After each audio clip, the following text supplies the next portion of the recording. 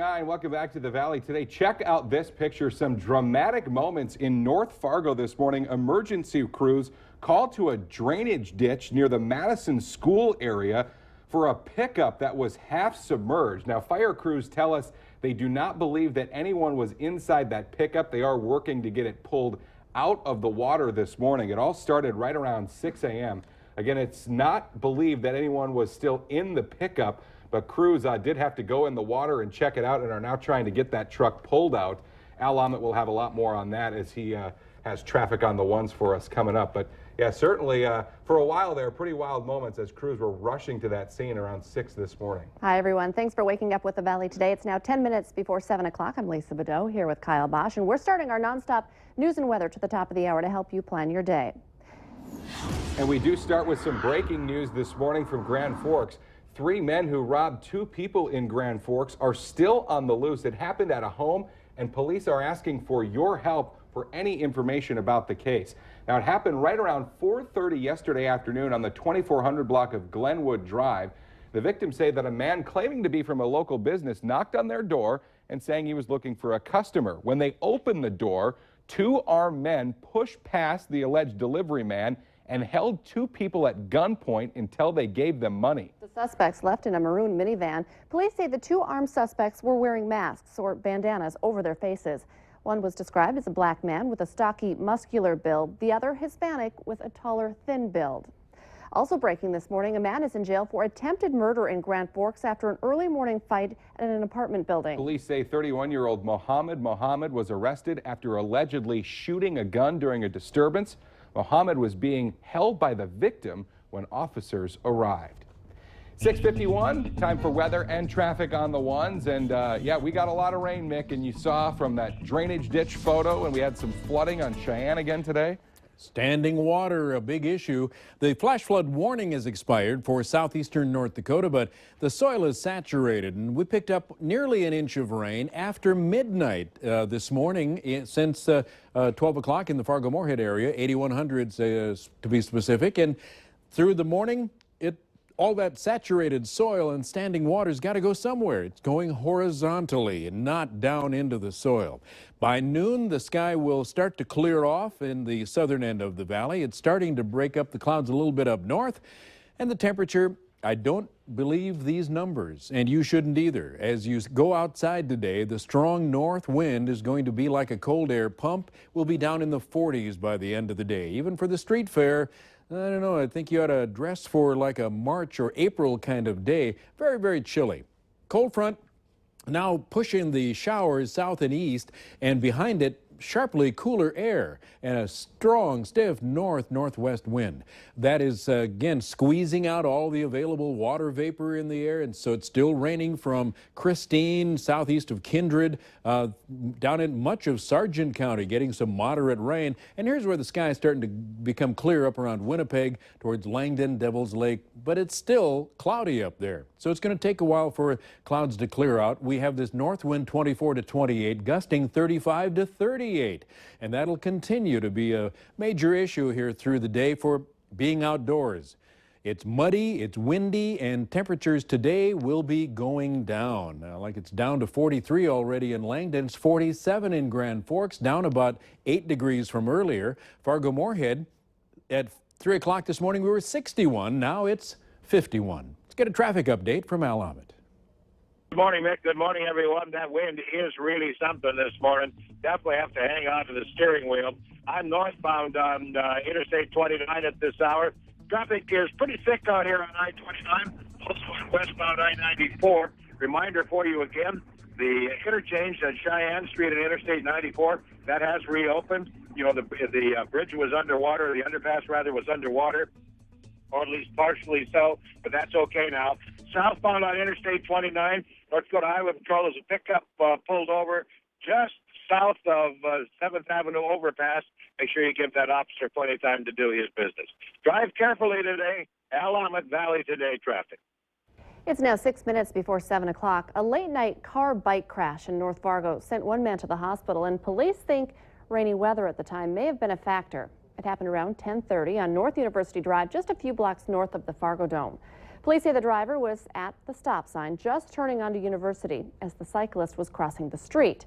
The driver was given a ticket for the crash. Police are confirming that the deadly shooting this week at the Grand Forks Walmart was caught on the store's surveillance video.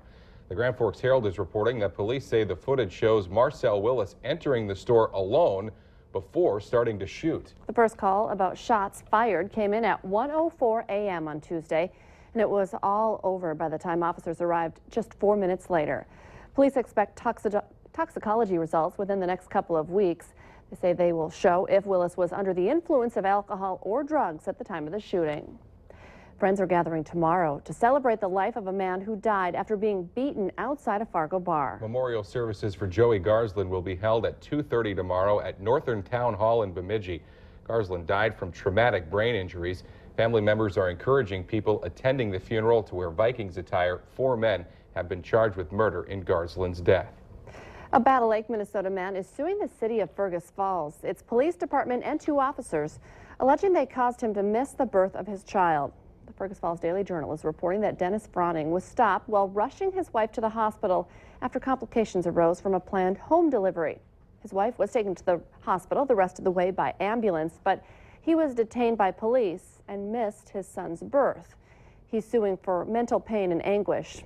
A lawyer for the defendant says officers acted appropriately and helped to prevent a tragedy. It is official. More than 9,400 state workers in Minnesota will be getting layoff notices on Monday as the governor and legislative leaders struggle to reach a budget deal and avoid a government shutdown. Among the layoffs, nearly 4,300 people from the DNR, 1,500 from the Department of Employment and Economic Development, and another 900 from the Minnesota Pollution Control Agency. Now, negotiations are still continuing on an agenda for a special session that would hopefully be held early next month. Clay County prosecutors have won a major victory in the case of 2 hockey players accused of making a sex video with a 15-year-old girl. KFGO News is reporting Judge Michael Fritz has denied motions to dismiss the charges against Thomas Carey and Brandon Smith. Defense attorneys claim the cases should be dismissed for several reasons, including selective prosecution, abuse of prosecutorial discretion, and freedom of speech. Friday morning means it's time to check out this week's Valley's Most Wanted.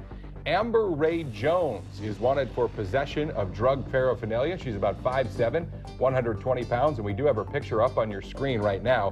You're asked to call your local law enforcement if you have any information.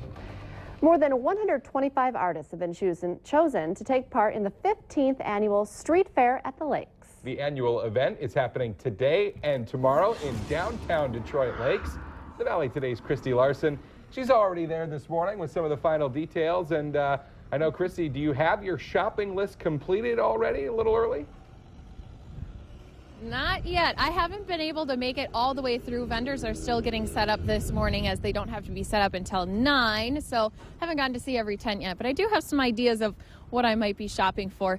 We do have Becky Mitchell here with us this morning too. And again, I mean, you guys have such a wide variety. This is a great juried artist show. It is. It's the first in the region, and we are welcoming in summer, so make sure and join us down here both today and tomorrow. We've got more than 125 vendors between artists, food vendors, entertainment, kids craft, something for everyone down at the GL Street Fair.